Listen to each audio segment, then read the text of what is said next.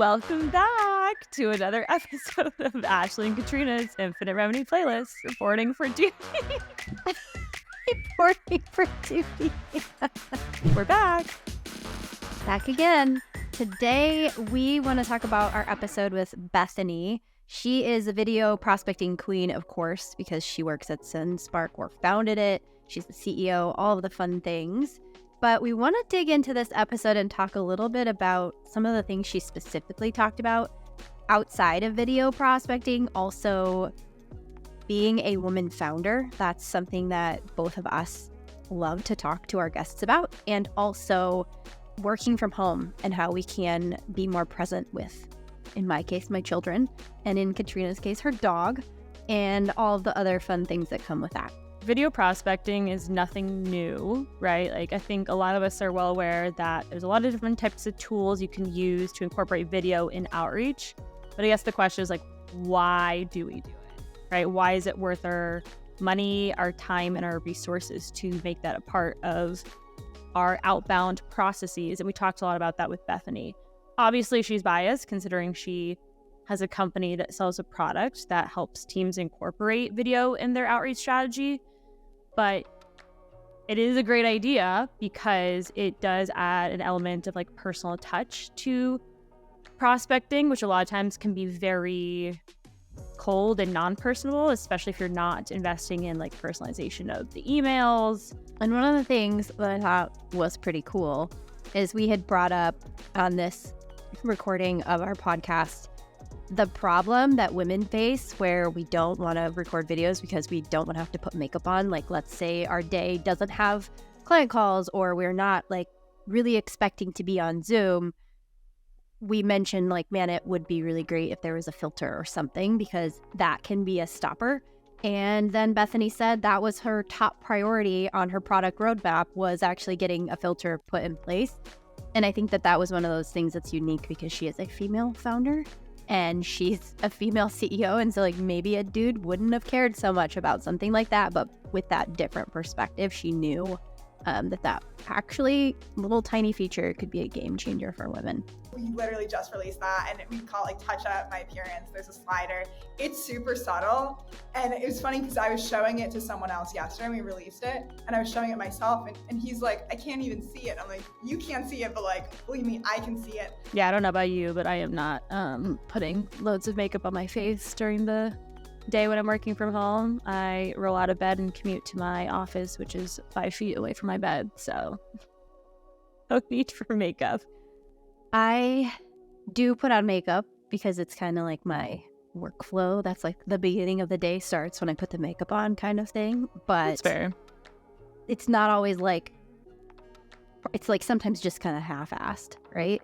And if I'm going to be on video, it has to be like good enough that that's like the face I'm putting forward. So if I look at a lot of other products, now from that perspective, I can very much tell like, oh, that was designed from a man's perspective versus a woman's perspective. And I think that is very true. And it ties into some of the things that Bethany talked about when we were digging in on her being a female founder, because she said that she doesn't necessarily get the funding. She doesn't necessarily get to be in the same rooms that usually we see.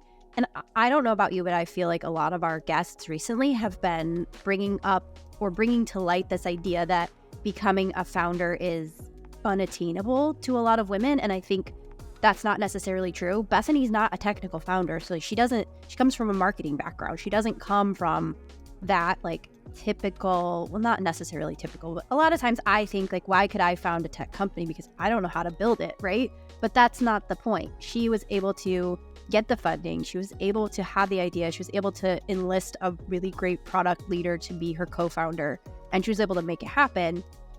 I think it's really important to talk about that because there are probably a lot of women that listen to our podcast that think they can't do it. It also makes me think of our episode with Ashley Louise, who talked a lot about being a female founder.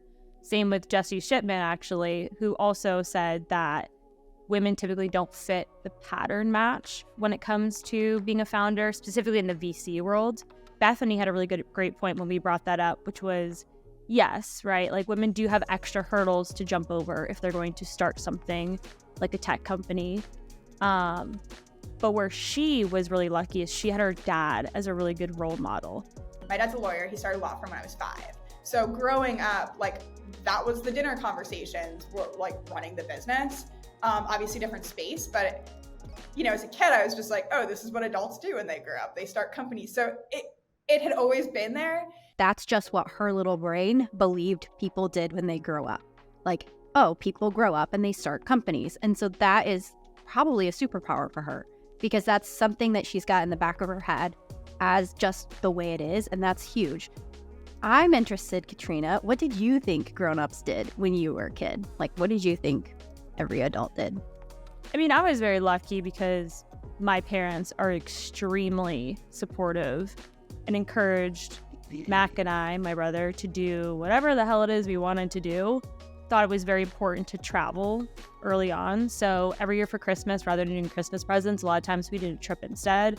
I studied abroad 3 times. Her whole perspective was, if you learn different cultures and you get a good surrounding of the world, right, you're going to be successful no matter where you go. My dad was very much an entrepreneur himself, so he always encouraged us to get jobs early on, do lots of different types of jobs, start things. It sounds to me like your origin story does somewhat come from your parents, though. Like, you saw them do these things and they demonstrated it. Yeah.